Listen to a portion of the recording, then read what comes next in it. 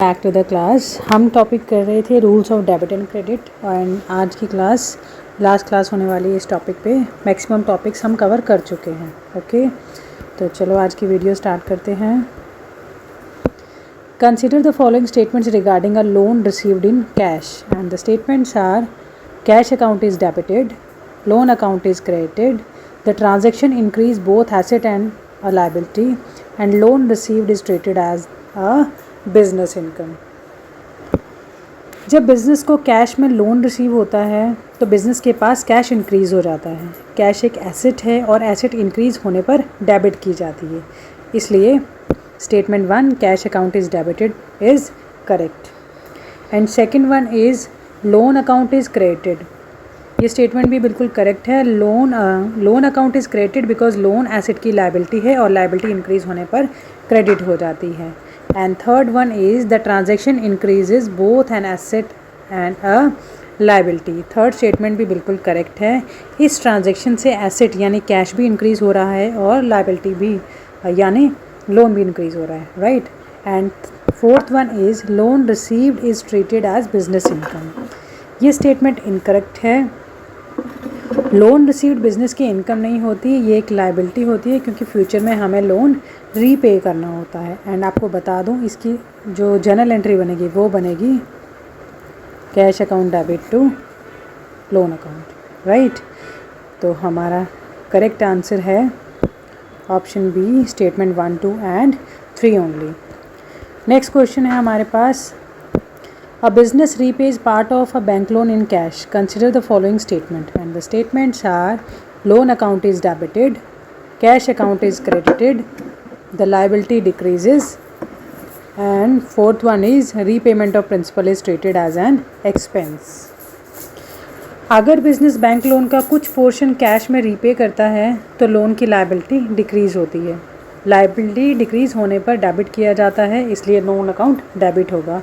And cash business से बाहर जा रहा है, इसलिए कैश डिक्रीज़ होगा। एसेट डिक्रीज़ होने पर क्रेडिट किए जाते हैं, राइट। इसलिए स्टेटमेंट 1 जो है loan account is debited is correct. And second statement cash account is credited, ये भी करेक्ट है। And third one the liability decreases, loan repayment से लायबिलिटी डिक्रीज़ होती है, ये स्टेटमेंट भी बिल्कुल करेक्ट है। And fourth one is repayment of principal is treated as an expense, ये स्टेटमेंट गलत है। प्रिंसिपल रीपेमेंट को एक्सपेंस नहीं माना जाता, ये सिर्फ लायबिलिटी को रिड्यूस करता है, राइट। एंड अगर आपको मैं जनरल एंट्री बता दूं तो ये होगी loan account debit to cash account, right. तो हमारा करेक्ट आंसर है option B, statement 1, 2 and 3 only. Next question है हमारे पास, interest on business loan is paid in cash. Consider the following statement and the statements are interest account is debited, cash account is credited, interest payment is an expense and a loan account must always be debited for the interest paid। Loan का interest business के लिए एक expense होता है और expense increase होने पर expense account को डेबिट किया जाता है, इसलिए इंटरेस्ट अकाउंट डेबिट होगा। कैश पेमेंट की वजह से कैश डिक्रीज़ होता है और एसेट डिक्रीज़ होने पर कैश अकाउंट क्रेडिट होता है, ठीक है। तो स्टेटमेंट है हमारी इंटरेस्ट अकाउंट इज़ डेबिटेड, ये स्टेटमेंट बिल्कुल करेक्ट है, इंटरेस्ट अकाउंट डेबिट होगा। Second one is cash account is credited, yes ये स्टेटमेंट भी बिल्कुल करेक्ट है, कैश अकाउंट क्रेडिट होगा। And third one is interest payment is an expense, ये स्टेटमेंट भी करेक्ट है, interest payment is an expense. Fourth one is loan account must always be debited for the interest paid, ये statement incorrect है क्योंकि interest paid के लिए loan account को necessarily debit किया जाता है, राइट। नॉर्मली इंटरेस्ट को सेपरेट इंटरेस्ट अकाउंट में रिकॉर्ड किया जाता है। इंटरेस्ट पेड के लिए लोन अकाउंट को नेसेसरली डेबिट नहीं किया जाता, नॉर्मली इंटरेस्ट को सेपरेट इंटरेस्ट अकाउंट में रिकॉर्ड किया जाता है। एंड अगर देखें तो इसकी एंट्री होगी interest account debit to cash account, right. तो हमारा करेक्ट आंसर है option B, statement 1, 2 and 3 only. Next question है हमारे पास, consider the following statements regarding acquisition of an asset by assuming a liability and statements are the asset account is debited, the related liability account is credited, the transaction can occur without an immediate cash payment, and every asset purchase necessarily require credit in cash account, right? तो ये हैं आपके statements. Suppose business ने machine credit पर purchase की है। इस case में बिज़नेस को मशीनरी मिल गई है लेकिन इमीडिएटली पेमेंट नहीं हुई है। मशीनरी एक एसेट है एंड एसेट इंक्रीज़ होने पर डेबिट की जाती है। साथ ही साथ आपको ये भी ध्यान रखना है कि सप्लायर को पेमेंट करनी अभी बाकी है, इसलिए लायबिलिटी क्रिएट होती है। लायबिलिटी इंक्रीज़ होने पर क्रेडिट होती है, इसलिए statement 1 the asset account is debited is correct and second one the related liability account is credited, ये भी बिल्कुल करेक्ट है। And third statement is the transaction can occur without an immediate cash payment, ये statement भी बिल्कुल correct है। Transaction बिना immediate cash payment के भी हो सकती है। And fourth one is every asset purchase necessarily require credit in cash account, ये स्टेटमेंट इनकरेक्ट है। हर एसेट परचेज में कैश अकाउंट को क्रेडिट करना ज़रूरी नहीं है। अगर एसेट क्रेडिट पर परचेज हुए हैं तो क्रेडिटर्स या लायबिलिटी अकाउंट क्रेडिट होंगे, राइट। एंड आपकी जनरल एंट्री आपकी नॉलेज के लिए बता दूं, ये होगी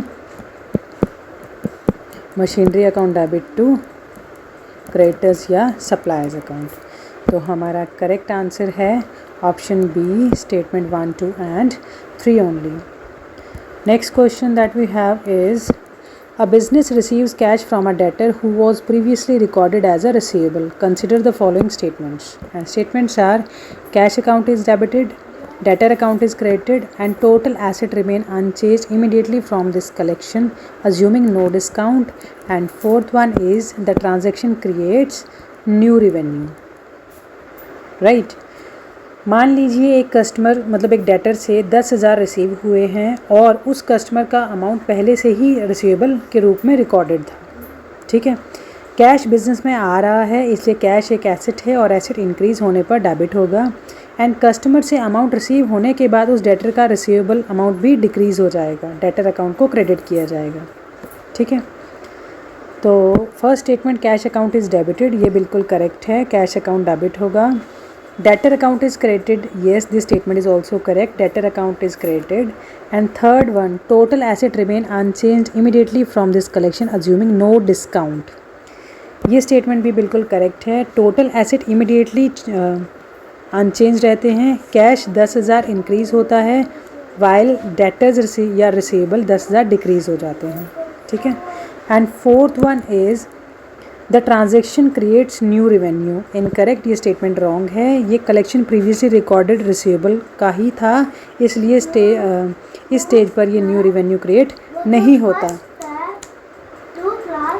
और इसकी जो जनरल एंट्री बनेगी वो बनेगी cash account debit to debtor account. बस consider the following statements regarding payment of an outstanding expenses and statements are the outstanding expense liability is debited, cash या bank account is credited, the payment reduces the liability and the entire amount is paid is again recorded as fresh expense in the current period in every case, right। तो इसे थोड़ा समझते हैं। Outstanding expense का मतलब है कि ऐसे एक्सपेंसेस जो बिज़नेस का हो चुका है लेकिन उनकी पेमेंट अभी तक नहीं हुई है, इसलिए वो लायबिलिटी के रूप में अभी तक भी रिकॉर्डेड हैं, ठीक है। जब बिज़नेस बाद में उस आउटस्टैंडिंग एक्सपेंसेस की पेमेंट करता है तो लायबिलिटी डिक्रीज़ होती है एंड लायबिलिटी डिक्रीज़ होने पर हम क्या करते हैं, उसे डेबिट करते हैं। कैश या बैंक से पेमेंट होने के बाद उसकी वजह से कैश या बैंक बैलेंस डिक्रीज़ होता है, इसलिए कैश या बैंक अकाउंट को क्रेडिट किया जाएगा, राइट। तो चलो अब स्टेटमेंट चेक करते हैं। फर्स्ट है the outstanding expense liability is debited, yes, ये स्टेटमेंट बिल्कुल करेक्ट है। आउटस्टैंडिंग एक्सपेंसेस लायबिलिटी को डेबिट किया जाता है। सेकंड वन, कैश अकाउंट या बैंक अकाउंट इज़ क्रेडिटेड, ये स्टेटमेंट भी बिल्कुल करेक्ट है, कैश या बैंक अकाउंट क्रेडिट होगा। And third one is the payment reduces the liability, ये स्टेटमेंट भी बिल्कुल करेक्ट है, पेमेंट से आउटस्टैंडिंग लायबिलिटी रिड्यूस होती है।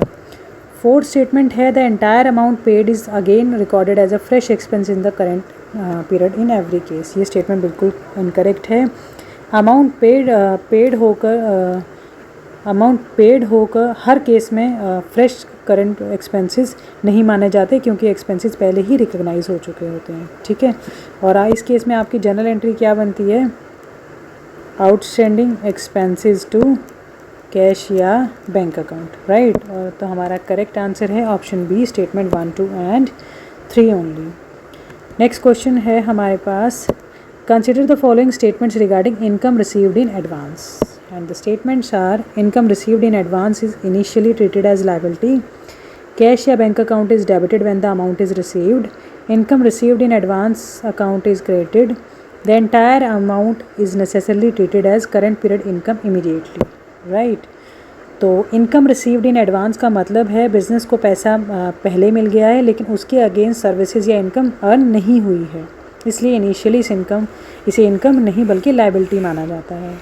कैश रिसीव होने पर कैश या बैंक बैलेंस इंक्रीज़ होता है एंड ये हमारी एसेट होती है और एसेट बढ़ने पर हम डेबिट करते हैं। साथ ही साथ इनकम रिसीव्ड इन एडवांस एक लायबिलिटी है, इसलिए लायबिलिटी इंक्रीज़ होने पर उस अकाउंट को क्रेडिट किया जाएगा, ठीक है, आप ये याद रखना। नाउ हम स्टेटमेंट्स देखते हैं। First one is income received in advance is initially treated as liability, ये स्टेटमेंट बिल्कुल करेक्ट है, एडवांस इनकम इनिशियली लायबिलिटी होती है। सेकेंड वन इज़ कैश या bank account is debited with the amount is received, ये statement भी बिल्कुल correct है, कैश या बैंक अकाउंट डेबिट होते हैं इस केस में। And third one, income received in advance account is credited, ये स्टेटमेंट भी बिल्कुल करेक्ट है, इनकम रिसीव्ड इन एडवांस को हम क्रेडिट करेंगे। And fourth one, the entire amount is necessarily treated as current period income immediately, ये statement गलत है, पूरी अमाउंट इमीडिएटली करंट पीरियड की इनकम नहीं होती। एंड आपकी नॉलेज के लिए मैं जनरल एंट्री बताती हूँ, ये होगी कैश अकाउंट डेबिट या bank account debit to income received in advance, right. तो हमारा करेक्ट आंसर है option B, statement 1, 2 and 3 only. Next question है हमारे पास, consider the following statements regarding the adjustment of income received in advance when it became earned, ठीक है। And statements हैं, the liability related to unearned income decreases, the relevant income account is credited, the income earned is recognise in the appropriate period and the income received in advance account is credited further when the income became earned, right. तो थोड़ा इस चीज़ को समझते हैं। अब मान लीजिए जो इनकम पहले एडवांस में रिसीव हुई थी, अब बिज़नेस के अगेंस्ट उसने पेमेंट प्रोवाइड कर दी है, ठीक है, अब बिज़नेस उसके अगेंस्ट सर्विस प्रोवाइड कर रहा है, ठीक है। अब वो इनकम अर्नड इनकम बन जाएगी। जब इनकम अर्नड हो जाती है तो पहले रिकॉर्डेड लायबिलिटी डिक्रीज़ होती है एंड लायबिलिटी डिक्रीज़ होने पर इनकम रिसीव्ड इन एडवांस भी डेबिट किया जाए क्योंकि उसको भी रिवर्स करना होता है। साथ ही साथ रेलेवेंट इनकम अकाउंट को क्रेडिट किया जाएगा क्योंकि वो इनकम अब क्रेडिट होगी। नाउ स्टेटमेंट्स देखते हैं। The liability related to unearned income decreases, yes ये स्टेटमेंट करेक्ट है, अनअर्न्ड इनकम की लायबिलिटी डिक्रीज़ हो जाएगी। Second, the relevant income account is credited, ये स्टेटमेंट भी बिल्कुल करेक्ट है, रेलेवेंट इनकम अकाउंट क्रेडिटेड होगा। And third one, the income earned is recognise in the appropriate period, ये भी बिल्कुल करेक्ट है, इनकम अप्रोप्रिएट अकाउंटिंग पीरियड में रिकॉग्नाइज होती है। And fourth one is the income received in advance account is credited further when the income becomes earned, ये statement incorrect है, income received in advance account को further credit नहीं किया जाता, liability reduce करने के लिए जनरली डेबिट किया जाता है। और आपकी नॉलेज के लिए जनरल एंट्री होगी income received in advance to income account, right. तो हमारा करेक्ट आंसर है option B, statement 1, 2 and 3 only. Next question है, a business purchases goods on credit and later return part of those goods to supplier, consider the following statements. And statements हैं, purchase return account is credited, suppliers account is debited, the liability to the supplier decreases, the purchase return account is debited because goods are going out. तो पहले आप थोड़ा सा समझ लीजिए, business ने goods credit पर परचेज़ किए थे इसलिए सप्लायर का अमाउंट पेबल बना था। अब अगर बिज़नेस कुछ गुड्स सप्लायर को रिटर्न कर देता है तो परचेज रिटर्न रिकॉर्ड किए जाएंगे, परचेज रिटर्न अकाउंट को हम क्रेडिट करते हैं, सप्लायर को जो अमाउंट पेबल था वो डिक्रीज़ हो जाएगा एंड लायबिलिटी डिक्रीज़ होने पर सप्लायर अकाउंट डेबिट होता है, ठीक है, इसको आप ध्यान में रखें। एंड स्टेटमेंट्स हैं, purchase return account is credited, yes ये स्टेटमेंट करेक्ट है, परचेज रिटर्न अकाउंट क्रेडिट होगा। Second, supplier account is debited, ये भी करेक्ट है, सप्लायर का अकाउंट डेबिट होगा। And third one, the liability to the supplier decreases, ये भी करेक्ट है, सप्लायर के टुवर्ड्स लायबिलिटी डिक्रीज़ होती है। And fourth one, purchase return account is debited because goods are going out, ये स्टेटमेंट इनकरेक्ट है, purchase return account debit नहीं credit होता है। एंड आपकी नॉलेज के लिए इसकी एंट्री होगी suppliers account debit to purchase return, right. तो हमारा करेक्ट आंसर है statement 1, 2 and 3 only. Next question है हमारे पास, consider the following statement regarding goods return by the customer and the statements are sale return goods is debited, customer's account is credited, the amount receivable from the customer decreases and the sale return increases the sale revenue of the business, right। तो थोड़ा समझते हैं इस चीज़ को।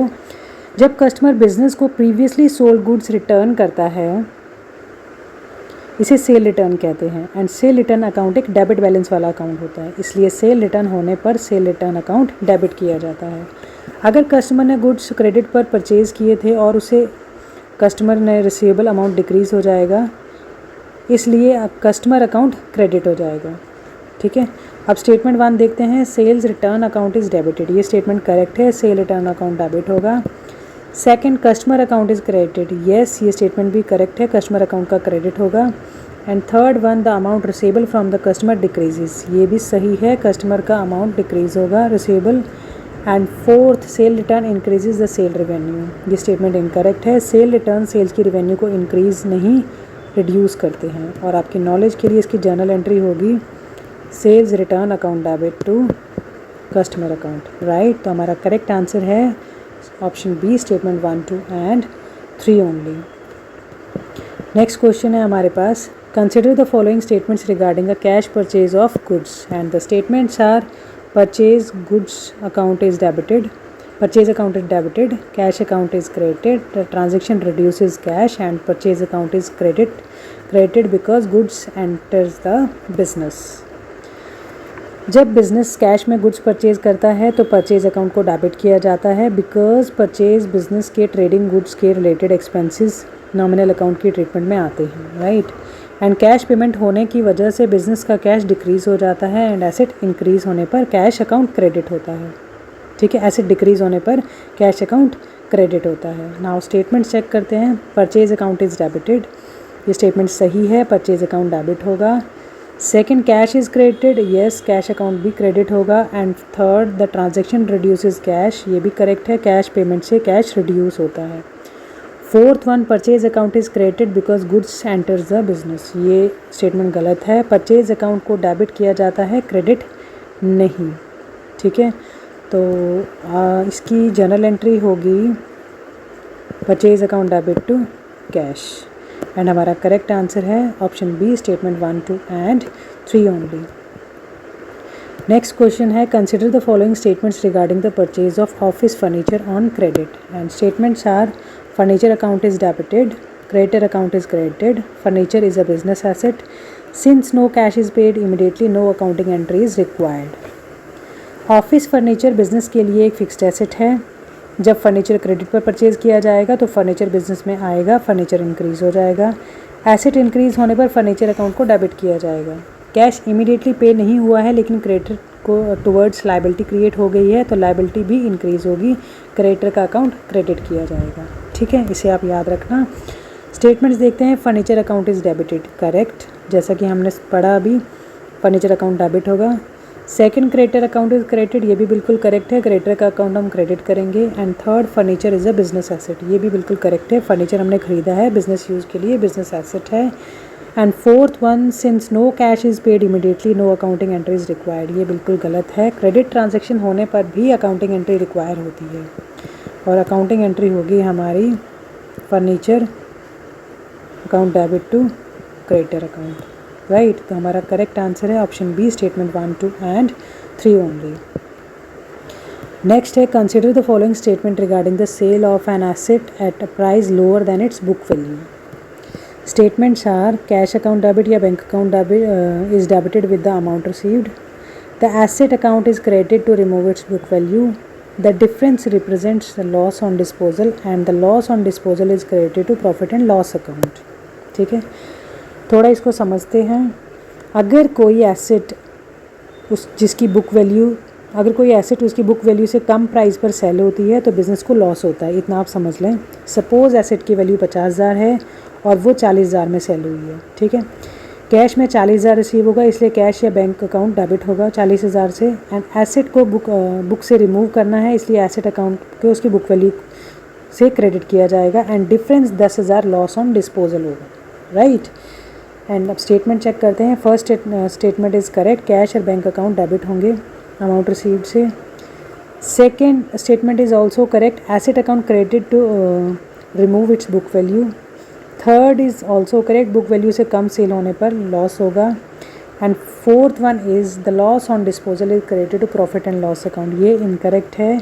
Loss को profit and loss account में ultimately debit किया जाता है, क्रेडिट नहीं, ठीक है। तो हमारा करेक्ट आंसर है option B, statement 1, 2 and 3 only.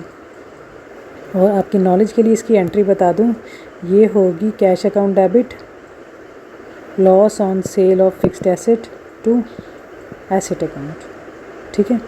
हमारे एग्जांपल के अकॉर्डिंग 40,000 का कैश रिसीव हुआ, 10,000 की हमारे को लॉस हो गई एंड 50,000 की हमने बुक वैल्यू रिमूव करनी थी, ठीक है। नेक्स्ट क्वेश्चन है, consider the following statement regarding the sale of an asset at a price higher than its book value. तो ये बिल्कुल रिवर्स केस है। कैश या bank account is debited with the amount received, the asset account is credited with its book value, the excess represents a profit on disposal and the profit on disposal is treated as an ordinary sales revenue from the goods.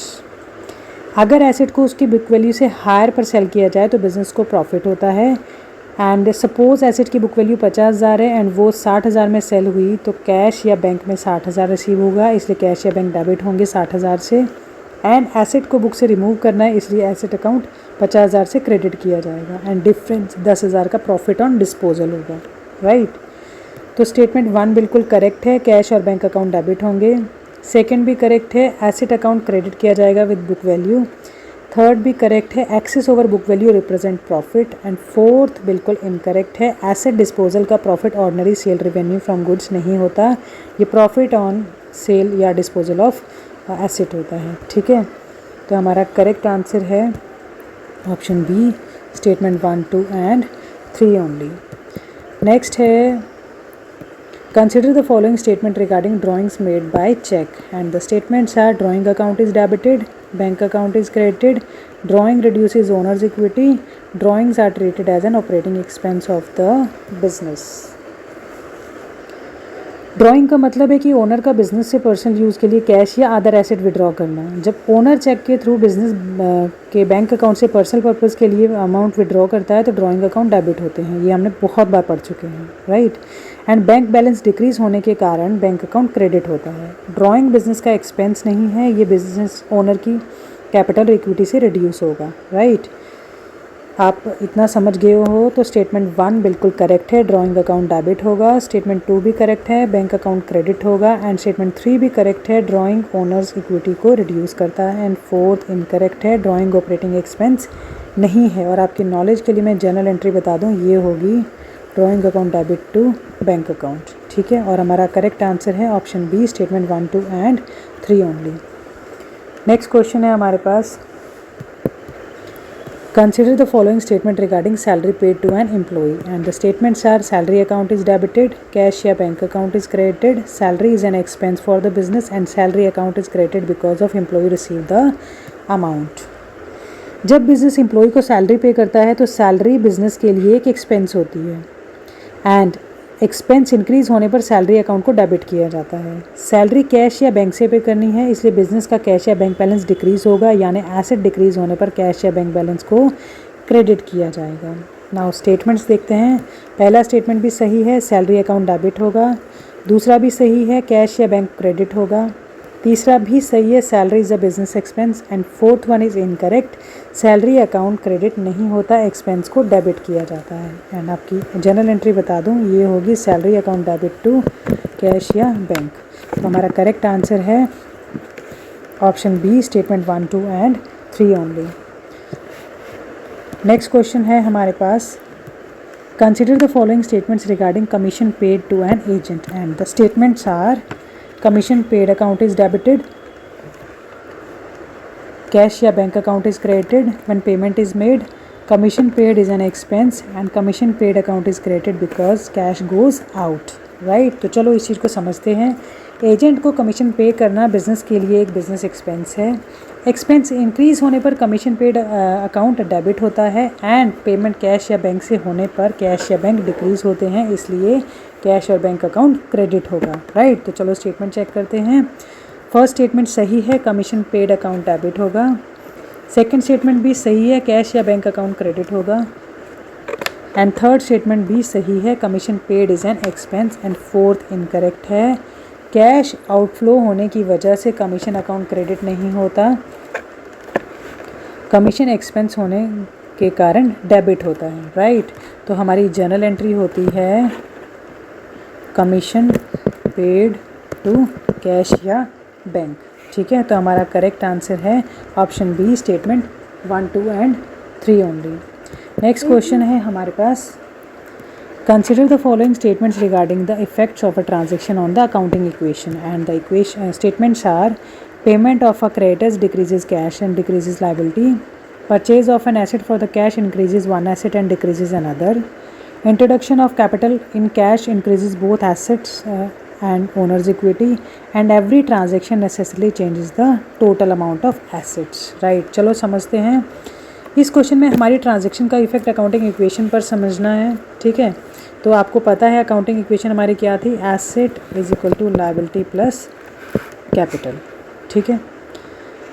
Statement 1 है, payment to creditor decreases cash and decreases liability. Creditor को payment करने पर cash decrease होता है और creditor की liability भी decrease होती है, तो first statement is correct. Second है, purchase of an asset for cash increases one asset and decreases another. Cash से एसेट परचेज करने पर मशीनरी आती है एंड कैश जाता है, तो टोटल एसेट का अमाउंट सेम ही रहता है, तो ये स्टेटमेंट भी बिल्कुल करेक्ट है। Third one is introduction of capital in cash increases both asset and owners equity. ये स्टेटमेंट भी बिल्कुल करेक्ट है। ओनर कैश कैपिटल इंट्रोड्यूस करता है तो कैश एसेट इंक्रीज़ होती है और ओनर का कैपिटल भी इंक्रीज़ होता है। Fourth one is every transaction necessarily changes the total amount of assets. ये स्टेटमेंट इनकरेक्ट है। हर ट्रांजैक्शन टोटल एसेट को नेसेसरली चेंज नहीं करती। फॉर एग्जांपल, कैश से फर्नीचर परचेज करने पर एक एसेट इंक्रीज़ होती है और दूसरी asset decrease, total asset same रहती है, राइट। तो हमारा करेक्ट आंसर है option B, statement 1, 2 and 3 only. Next question है, consider the following statement regarding debit and credit balance, and the statements are: asset normally have debit balance, liability normally have credit balance, and capital normally has credit balance, expenses normally have a credit balance। तो समझते हैं थोड़ा। Accounting में different type के accounts के normal balances होते हैं। Asset normally debit balance carry करता है, liabilities normally credit balance carry करते हैं, capital normally credit balance carry करता है and expenses normally debit balance credit करते हैं, ठीक है। Therefore statement 1 is correct, asset normally have debit balance. Second भी correct, liability normally have credit balance. Third भी correct, capital normally have credit balance. And fourth incorrect, expenses normally have debit balance, ठीक है। यहाँ credit balance लिखा हुआ इसलिए statement गलत है। Expenses normally have debit balance, तो हमारा करेक्ट आंसर है option B, statement 1, 2 and 3 only. Next question है, consider the following statement regarding the application of debit and credit rules in the practical accounting, and statements are: a debit may represent an increase or a decrease in depending upon the account involved, a credit may represent an increase or decrease depending upon the account involved, the same transaction can contain both debit and credit, the total debit account is properly recorded transaction must equal to total credit, right। तो थोड़ा समझते हैं। ये question debit और credit के practical application को test कर रहा है। पहला स्टेटमेंट, अ डेबिट में रिप्रेजेंट एन इंक्रीज और decrease depending upon the account involved. Debit का मीनिंग हर अकाउंट में सेम नहीं होता। फॉर एग्जांपल, एसेट का इंक्रीज डेबिट होता है वाइल लायबिलिटी का डिक्रीज डेबिट होता है, तो इसलिए स्टेटमेंट करेक्ट है। सेकंड, अ क्रेडिट में रिप्रेजेंट एन इंक्रीज और a decrease depending on the account involve. Yes, ये स्टेटमेंट भी बिल्कुल करेक्ट है। क्रेडिट भी अकाउंटिंग के नेचर के अकॉर्डिंग इंक्रीज या डिक्रीज रिप्रेजेंट करता है। For example, liability increase credit होती है वाइल एसेट डिक्रीज क्रेडिट होती है। नेक्स्ट है, same transaction can contain both debit and credit. Yes, ये स्टेटमेंट भी बिल्कुल करेक्ट है। डबल एंट्री सिस्टम एक ट्रांजेक्शन में नॉर्मली एटलीस्ट एक अकाउंट डेबिट और एक क्रेडिट होता है। And fourth one, the total debit amount in properly recorded transaction must equal to the total credit amount. ये स्टेटमेंट भी बिल्कुल करेक्ट है। अकाउंटिंग का बेसिक प्रिंसिपल है total debit is equal to total credits. अगर properly recorded transaction में debit और credit equal नहीं है तो एंट्री इनकम्प्लीट है या इनकरेक्ट होगी, राइट। तो हमारा करेक्ट आंसर है correct answer option D, statement 1, 2, 3 and 4, right. तो आई होप आपको सभी कंसेप्ट समझ आ गए हैं अकाउंटिंग के डेबिट और क्रेडिट रूल के, राइट। इन केस आपको मेरी वीडियोज़ अच्छी लगती है तो प्लीज़ मेरे चैनल को सब्सक्राइब करें, और अगर कोई डाउट है तो प्लीज़ कमेंट बॉक्स में लिखिए, right. Thank you so much.